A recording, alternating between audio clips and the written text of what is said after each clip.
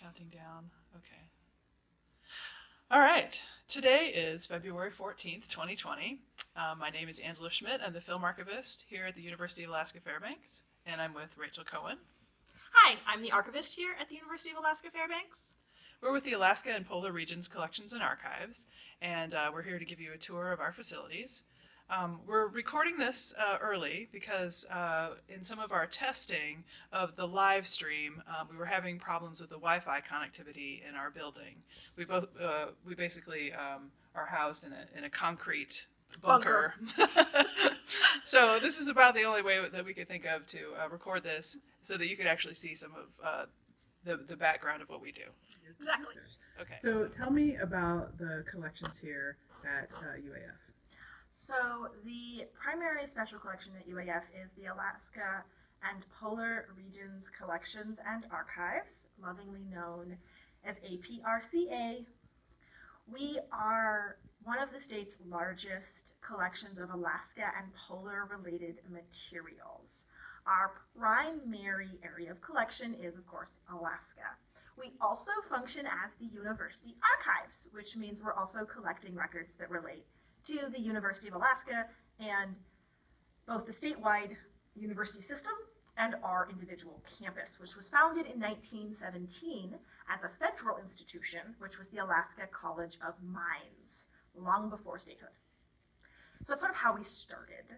The archive itself was founded in 1965 by Paul McCarthy, who was really interested in figuring out how to preserve Alaska's history. I know it doesn't seem like that long ago, but the gold rush was in the 1890s, and by 1965, a lot of the people who had come up during the rush were dying off, and McCarthy was really concerned about how do you document gold rush history when that generation of people are starting to die. And so part of the purpose of the archives was to start collecting that stuff now that that generation was passing away. Alaska's history is so short that what we consider to be a very old Alaskan document just isn't that old in the cosmic scheme of history, right? Because we just haven't had written documentation up here for that long, although there have been people here for about 12,000 years. So it's not like there's a lack of history here, it's just there's a lack of, well, written history. Can you take us on a tour of the stacks? I would love to. All right. So we're going to head back here to our stacks. Our stacks hold about 6,000 manuscript collections. We don't actually have a linear feet measurement because we were originally a part of a museum, and so they calculated things in cubic feet, which is sort of odd for an archive. And so about half of our collections are measured in cubic feet, and then some of them are measured in linear feet, and some of them aren't really measured that well at all. So it's actually really hard to come up with a number. People keep asking me that. Well, how many linear feet of manuscripts do you have? And I have to keep telling them, I don't know, which is a little awkward as an archivist, because it's really a number you should have off the top of your head. So what is this room and what's the temperature back here? Is our archive stacks. We keep it at about 60 degrees and 40% humidity, as most archives keep their stacks, sort of in that realm. Our shelving is all movable, which we really like. It's very handy. And it's all in pretty good shape, which is also nice. So it all works, which is nice. I've worked in collections where not all the movable shelving could actually move, and I really appreciate having movable shelving. Behind me, you see part of our fire suppression system. This room is not on a halon system, but our rare book vault, which we'll pause in front of outside, is. So this is all the equipment for the halon system. Halon systems being a gas suppression, fire suppression system, which was very popular in the 1970s around when our building was built. Fortunately, halon gas will kill people, and it's also really bad for the atmosphere. So while the system is maintained and kept, we can't really ever replace the gas, and we don't really have an easy way to uninstall it. So for the time being, we just maintain it, thanks to the wonderful work of the University of Alaska Fairbanks Fire Department, who comes by every few months to make sure, it's still functioning. We're just gonna head down here. This is sort of the non-fancy stuff we have. These are all of our donor files. So of course, like a lot of collections, we keep a file on every donor and every collection that's come in. That contains our certificates of gift, all that kind of stuff. Someday, I fantasize about digitizing all of these. Someday. Someday. You got it, Angie. Definitely someday kind of category. More stacks. These are the papers of Elmer Rasmussen.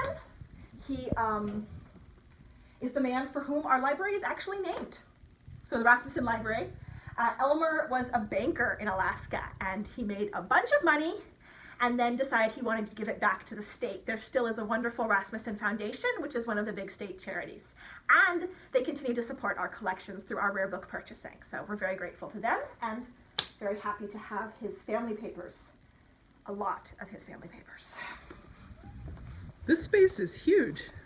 Yeah, it is. Pretty big. It's not all full either, which is great. One of the great blessings is that we have room, which I always feel weird bragging about because I know so many archives don't.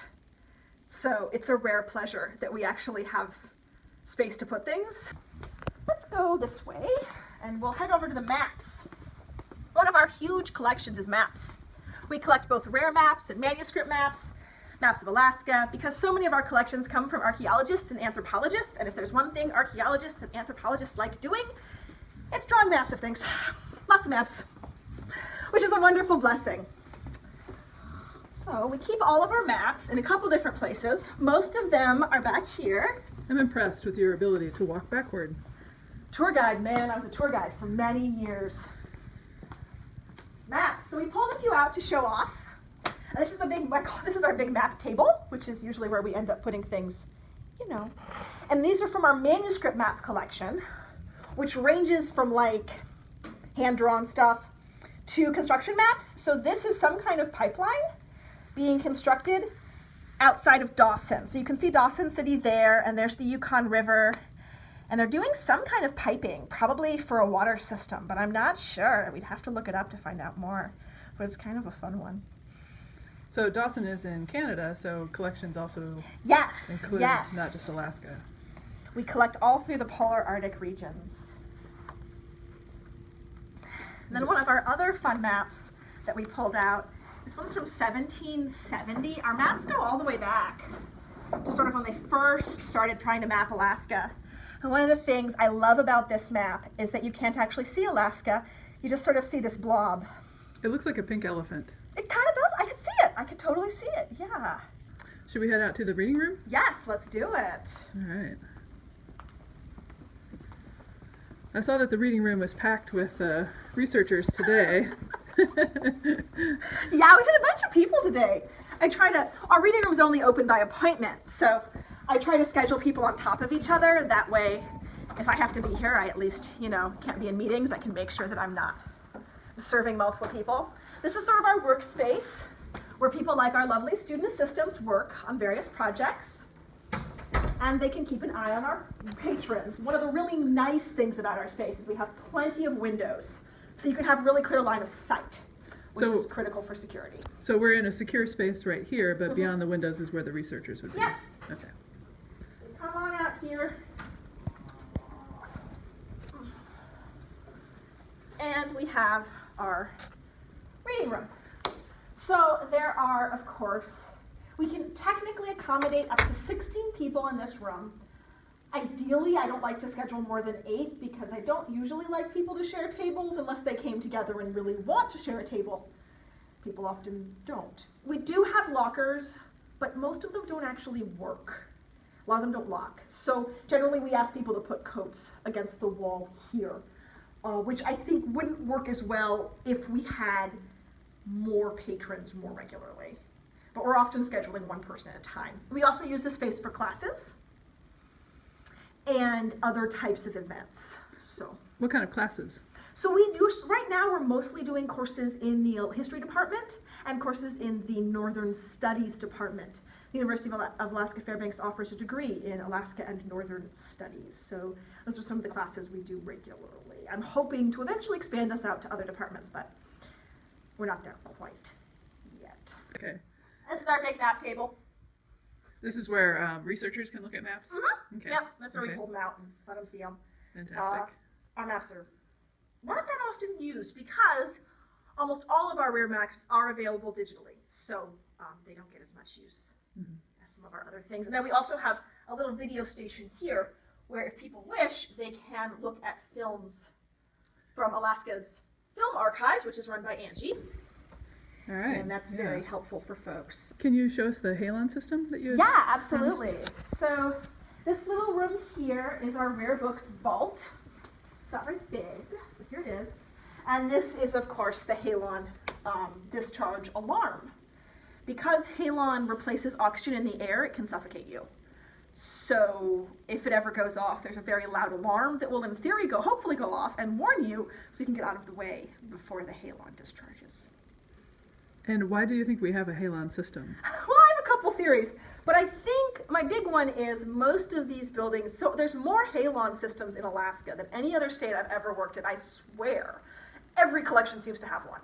And I think it's because most of our buildings were built in the 70s and 80s, and in that era, halon was sort of seen as the latest, greatest fire suppression system, because it is exceedingly effective.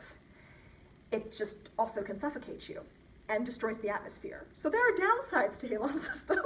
Well, I hope we never have to hear that alarm. Personally, I really hope it never goes off. It actually kind of freaks me out. And I find the giant, like, caution sign, Oh, yeah, good. yeah, a little terrifying. Okay. Our little antechamber. So it's where people register, we greet them, do all that. This is where they sign in right here. Exactly. Okay. And then our finding aids live in here. They're all available digitally, but we haven't got them all online yet. Mm-hmm. So, Okay. ongoing project.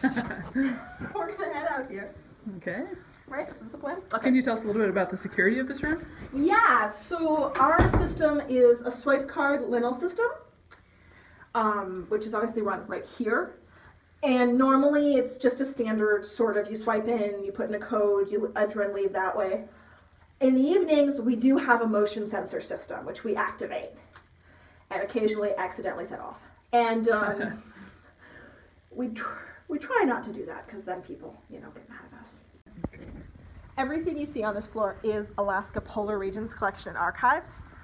Most of our book material, in fact, circulates. So that's what you're seeing in all this shelving here, which is fantastic. And it's purchased and chosen by Kathy Arndt, whose office is right there, and she is our Alaskana bibliographer and rare books curator. I think she has the best job title. I agree. I really do. Anyway. She doesn't have the best job though. We're coming to that. Angie thinks she has the best job. Okay, we can get in a contest over that. Who's this? This is Greening. He was one of our first senators. We have a lot of busts of various Alaskan politicians scattered around. Occasionally, I feel like they all need hats or T-shirts, or they need to somehow participate in our activities around here. But They're here to keep an eye on us. exactly. They keep us company. So these are all books about Alaska? Alaska, Polar, and Arctic. We're Okay. the only library in Alaska that I'm aware of that actively collects in Russian and other sort of foreign languages about Arctic topics. Mm-hmm. So we don't collect about anything, we just collect things that relate to the polar areas.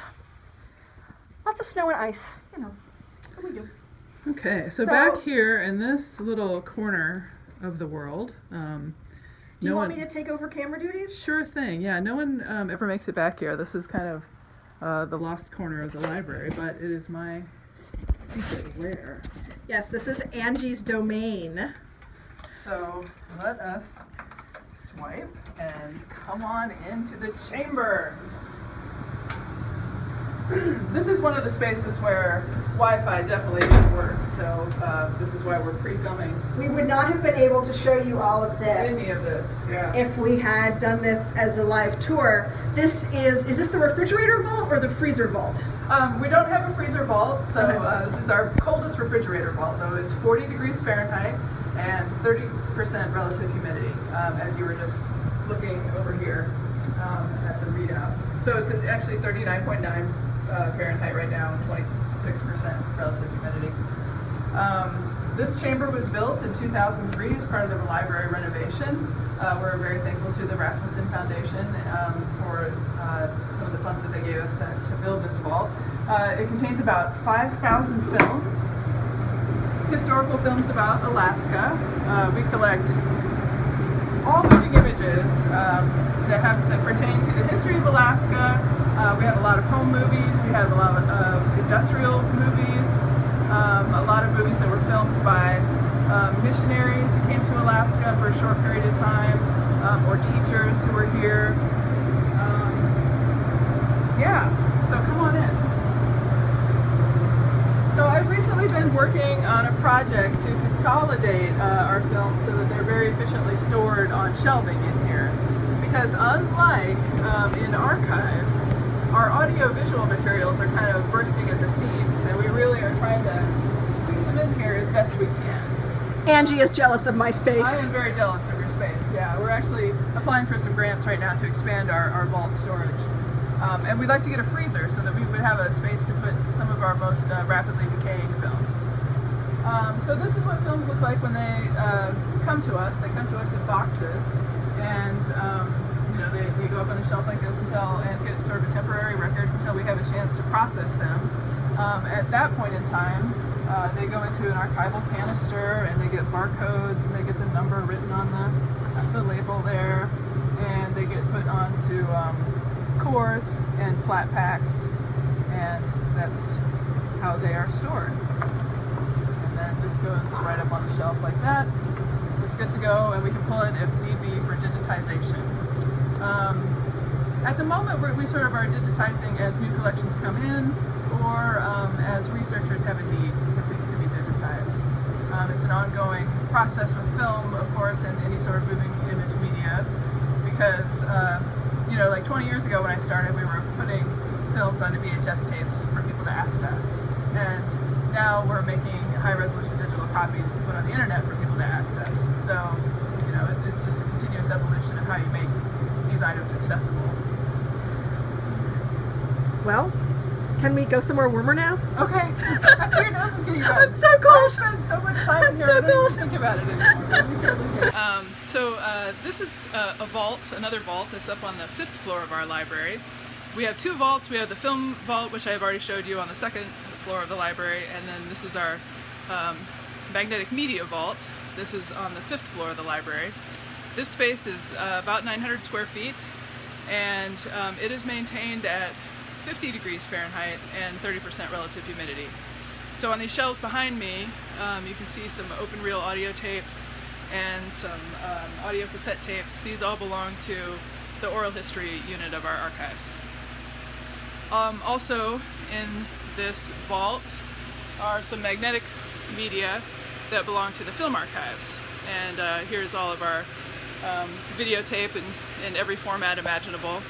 As you can see, we're really bursting at the seams in this space. We're way overcrowded. We've got all the shelves are full, and we've got quite a bit of material on carts down at the end of the aisle there.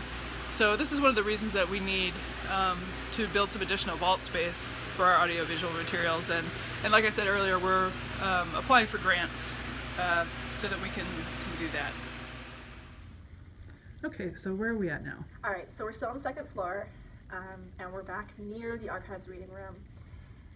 This is kind of a fun map. We have the manuscript of this map. It's a map of the large native language families in Alaska. I have a secret affection for it. Next to it, along these glassed area, is what we consider semi-rare. So we don't have enough space in our fancy Halon vault to store all of the things that we consider rare books. So semi-rare kind of evolved as a way of storing things in a secure space that maybe don't need to be under the Halon system with all the rigmarole of that thing. And decisions of where to store things are, of course, left in the hands of our rare books curator. So things go here as well. And of course, we have lots of microfiche cabinets. And then this is our main exhibit space. You've probably seen we've got cabinets kind of scattered around the floors, but this is the Ted Stevens Gallery. This gallery was originally constructed to highlight things from the Ted Stevens collection, which we used to house, but it's now located in Anchorage, so it's no longer here. Who's Ted Stevens? Ted Stevens was one of our long-term senators. Right, of course, people outside Alaska would probably not necessarily know his name. Everybody up here, he's a familiar figure. The biggest challenge with this space is that these cabinets were designed to store specific types of material, and they're not quite tall enough to accommodate, say, some of Angie's historic cameras or some of our historic audio equipment. They can't quite get the height. They're also exceedingly heavy, and the lighting doesn't really reposition very well. So we're sort of trapped into this layout, which is a little frustrating when you're trying to come up with like interesting exhibits to do, because we have such restrictions on what we can actually put in the cases. because anything too tall just doesn't fit. And can you tell us a little bit about what's happening here? Yeah, so one of the things we have is a wonderful photo lab. Marge Thompson, who runs our photo lab, was going to participate in our tour when we thought it would be live, but unfortunately, she's out on a lovely vacation right now and is not here. So we can't actually go into the photo lab. But one of the cool things our photo lab does is they make prints and sell them to help offset their costs, as well as a way of getting our material out into the wider public. So even to this day, I occasionally, as the archivist, will get calls from people who will be like, I found this photo from your collection, was it stolen? Because they think one of the prints in the thrift store was actually a little illicit. But it's a really great, neat thing that we get to do, and I think it's one of the more unusual things that we do. So this is one of our many staircases. As you can see, most of our building is really shut off. Like there aren't a lot of windows, there's not a lot of light. I think it's one of our challenges.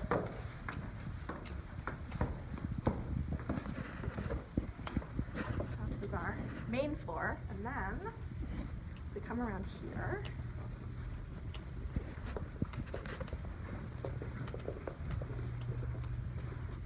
Wow, the sun's still up. So it's 4 o'clock and the sun is still up, which I'm very excited about. The days are getting longer. It's been a long, dark winter. This is an architectural feature that's very common to Alaska. It's known as an Arctic entrance around here. I think in fancier places they call it a foyer. And the idea is that it controls temperature. So the cold air is out there, and then you have this little space before the cold air can actually get inside the building. These are very, very common up here in Fairbanks. I wouldn't have even thought to mention it. It seems so natural to me, but I suppose coming from Alabama. Yes. Oh my. Okay. How you doing there? I'm all right. I'm all right. So why don't we step down here and you can see. Okay, yeah, don't slip on the ice. Yeah, I'm not gonna come myself. Right. This mountain of snow here is what's been pushed off of the sidewalks. Yeah. Mount Rasmussen, and across there you can see. So this is our building. All right, excellent. Wave goodbye. Thanks, Rachel.